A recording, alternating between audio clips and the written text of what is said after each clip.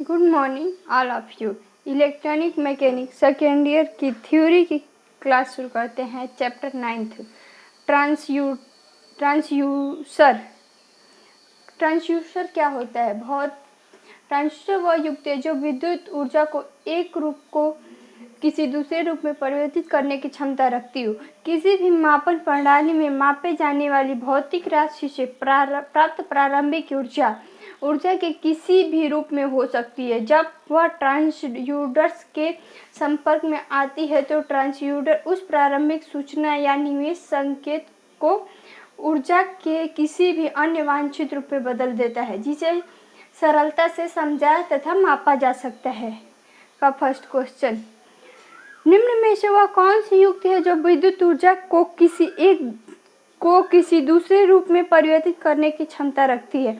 Option A है तापयुग्म, option B है strain gauge, option C है ट्रांसड्यूसर, ऑप्शन डी है उपयुक्त सभी। तो अभी पढ़ा युक्ति जो विद्युत ऊर्जा के एक को किसी दूसरे ऊर्जा में परिवर्तित करने की क्षमता रखती है, ट्रांसड्यूसर कहलाती है। इसलिए इसका आंसर ए सही होगा। नेक्स्ट क्वेश्चन, निम्न में से कौन सी ट्रांसड्यूसर के आउटपुट के मान इनपुट के सापेक्ष चारघातांकी रूप में होते हैं? ऑप्शन ए है परिशुद्धता, ऑप्शन बी है रैखिकता, ऑप्शन सी है सामर्थ्य, ऑप्शन डी है पुनरावृत्ति। तो ट्रांसड्यूसर के एक आउटपुट का मान इनपुट के सापेक्ष चारघातांकी के रूप में बढ़ाना चाहिए, रैखिकता के रूप में। इसलिए रैखिकता। परिशुद्धता क्या होती है? किसी भी ट्रांसड्यूसर की परिशुद्धता वह गुण है जो मापित मान को मानक से समीप दर्शाता है। सामर्थ्य क्या होता है? किसी भी ट्रांसड्यूसर में यांत्रिक लोड को वहन करने की क्षमता होनी चाहिए। अतः किसी भी ट्रांसड्यूसर के अभिकल्पन के द्वारा इसकी भांज परास का भी ध्यान रखना चाहिए। अभी रैखिकता तो इसमें लिखा है। पुनरावृत्ति क्या होती है? यदि किसी ट्रांसड्यूसर पर एक ही इनपुट बार बार दिया जाए तो आउटपुट का मान प्रत्येक स्थिति में समान आना चाहिए, अर्थात आउटपुट का मान वातावरणीय परिस्थितियों में प्रभावित नहीं होना चाहिए। पुनरावृत्ति किसी भी इलेक्ट्रॉनिक यंत्र का मुख्य लक्षण है, जिससे यंत्र की यथार्थता के मान में वृद्धि होती है। नेक्स्ट क्वेश्चन, निम्न में से ट्रांसड्यूसर से प्राप्त आउटपुट का मान कैसा होना चाहिए? निम्न आउटपुट, उच्च आउटपुट, मध्यम आउटपुट और उपयुक्त सभी। तो निम्न ट्रांसड्यूसर से प्राप्त आउटपुट का मान उच्च आउटपुट होना चाहिए। उच्च आउटपुट ट्रांसड्यूसर से प्राप्त आउटपुट के उच्च होना चाहिए, जिससे मापन में कोई बाधा न आए। ट्रांसड्यूसर का अभिकल्पन इस प्रकार किया जाना चाहिए कि सिग्नल के कमजोर होने पर भी आउटपुट के अपेक्षित मान प्राप्त हो सके। नेक्स्ट क्वेश्चन,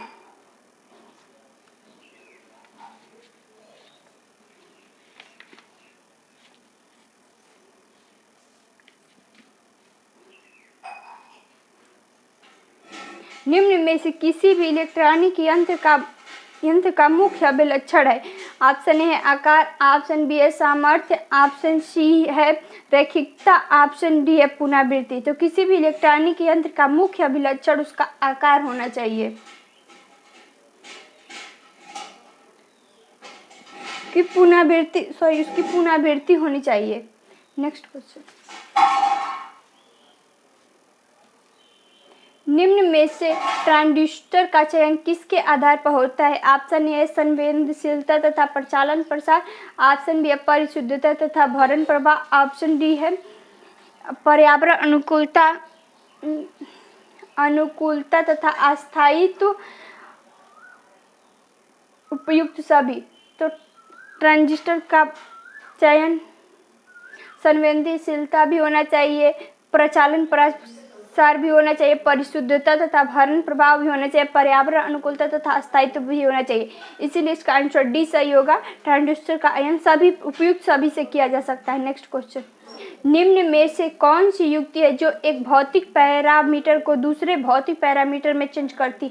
ऑप्शन ए है प्राइमरी एवं सेकेंडरी ट्रांसड्यूसर, ऑप्शन बी है सक्रिय एवं निष्क्रिय ट्रांसड्यूसर, ऑप्शन सी है एनालॉग एवं डिजिटल ट्रांसड्यूसर, ऑप्शन डी है ट्रांसडक्शन के सिद्धांत पर। तो वह युक्ति जो भौतिक पैरामीटर को दूसरे भौतिक पैरामीटर में परिवर्तित करती है प्राइमरी एवं सेकेंडरी ट्रांसड्यूसर कहलाती है। अच्छा, पढ़ने से पहले ट्रांसड्यूसर कितने प्रकार का होता है? ट्रांसड्यूसर 5 प्रकार का होता है। प्राइमरी एवं सेकेंडरी ट्रांसड्यूसर, सक्रिय एवं निष्क्रिय ट्रांसड्यूसर, एनालॉग एवं डिजिटल ट्रांसड्यूसर एवं व्युत्क्रम ट्रांसड्यूसर ट्रांसडक्शन के सिद्धांत के आधार पर ये 5 ट्रांसड्यूसर होते हैं। नेक्स्ट क्वेश्चन, निम्न में से किसके द्वारा ट्रांजिस्टर के प्रतिरोधी, संधारित्र एवं प्रेरक ट्रांजिस्टर में विभाजित किया जाता है? ऑप्शन ए है ट्रांजिस्टर के व्युत्क्रम ट्रांजिस्टर, और ट्रांसडक्शन के सिद्धांत के आधार पर एनालॉग से डिजिटल ट्रांजिस्टर, उपयुक्त सभी। तो किसके आधार पर प्रतिरोधी, संधारित्र तथा प्रेरकत्व ट्रांजिस्टर में विभाजित किया जाता है? ट्रांसडक्शन के सिद्धांत के आधार पर। इसलिए इसका आंसर बी सही होगा। नेक्स्ट क्वेश्चन, निम्न में से कौन सा प्रतिरोध प्रभाव के सिद्धांत पर कार्य करता है? ऑप्शन है स्ट्रेन गेज, ऑप्शन बी है ट्रांसड्यूसर, ऑप्शन सी है ए व बी दोनों, ऑप्शन डी इसमें से कोई नहीं। तो प्रतिरोध प्रभाव के सिद्धांत पर कार्य करता है स्ट्रेन गेज कहलाता है। स्ट्रेन गेज होता क्या है? यदि किसी धातु चालों को खींचा या दबाया जाए तो उसके व्यास में, लंबाई में बदलाव आने पर उसके प्रतिरोध में परिवर्तन आता है। साथ ही इसके चालक में प्रतिरोधकता की विकृति के कारण बदलाव आ जाता है। इस प्रभाव से दाब प्रतिरोध प्रभाव पड़ते हैं। स्ट्रेन गेज प्रतिरोध प्रभाव के सिद्धांत पर कार्य करता है, इस कारण इसे दाब प्रतिरोध गेज भी कहा जाता है। नेक्स्ट क्वेश्चन, निम्न में से कौन कौन सी स्ट्रेन गेज के प्रकार है? ऑप्शन ए है तार स्ट्रेन गेज, ऑप्शन बी है पन्नी प्रारूप स्ट्रेन गेज, ऑप्शन सी है अर्धचालक स्ट्रेन गेज, ऑप्शन डी है उपयुक्त सभी। तो स्ट्रेन गेज कितने प्रकार के होते हैं? स्ट्रेन गेज 3 प्रकार की होती है, तार स्ट्रेन गेज, पन्नी प्रारूप स्ट्रेन गेज, अर्धचालक स्ट्रेन गेज। इसलिए इसका आंसर डी सही होगा, उपयुक्त सभी। नेक्स्ट क्वेश्चन,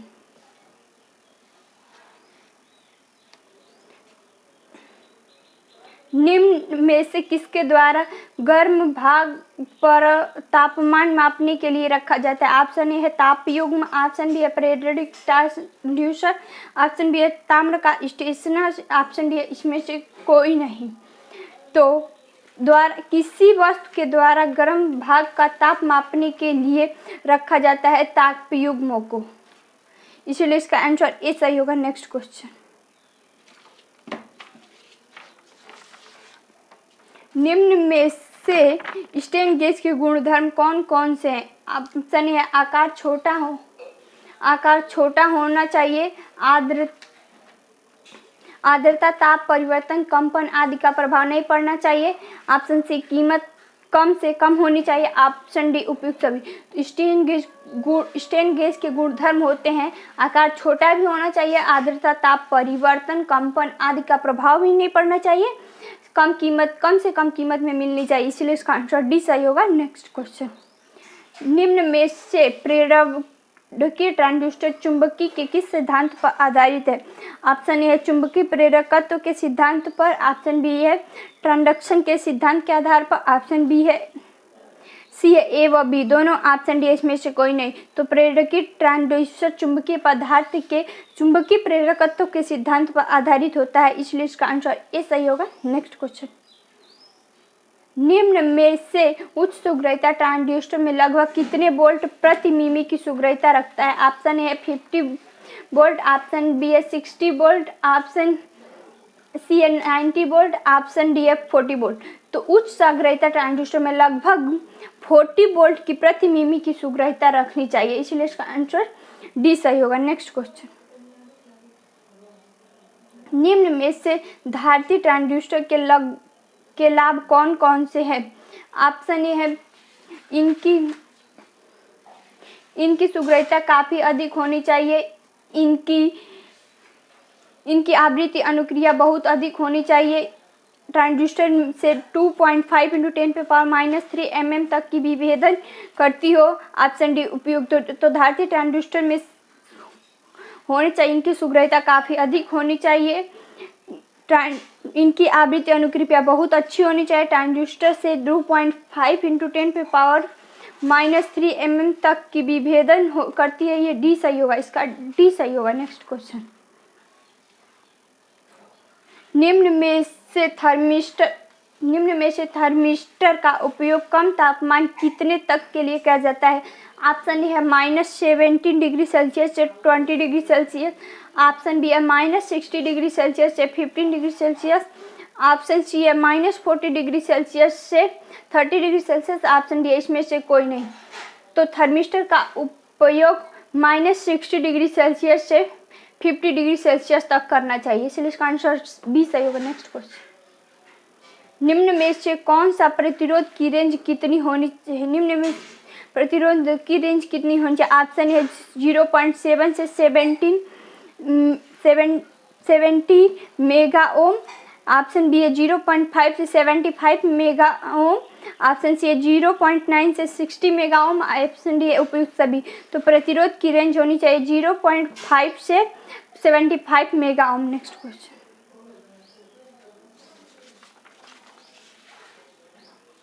निम्न में से PT100 में इस सेंसिंग पदार्थ के रूप में प्रयोग किया जाता है, ऑप्शन ए है सोना, ऑप्शन बी है प्लेटिनम, ऑप्शन सी है हीरा, ऑप्शन डी है चांदी। तो PT100 में सेंसिंग पदार्थ के रूप में प्लेटिनम पदार्थ का प्रयोग होता है, इसलिए इसका आंसर बी सही होगा। PT100 क्या होता है? PT100 एक प्रतिरोध ताप डिटेक्टर होता है, इसमें सेंसिंग पदार्थ के रूप में प्लेटिनम का प्रयोग किया जाता है। इसका कारण है कि इसे PT100 कहा जाता है। 0 डिग्री सेल्सियस पर इसका तापमान 100 ओम होता है तथा तापमान में परिवर्तन के साथ साथ PT100 का प्रतिरोध भी परिवर्तित होता है।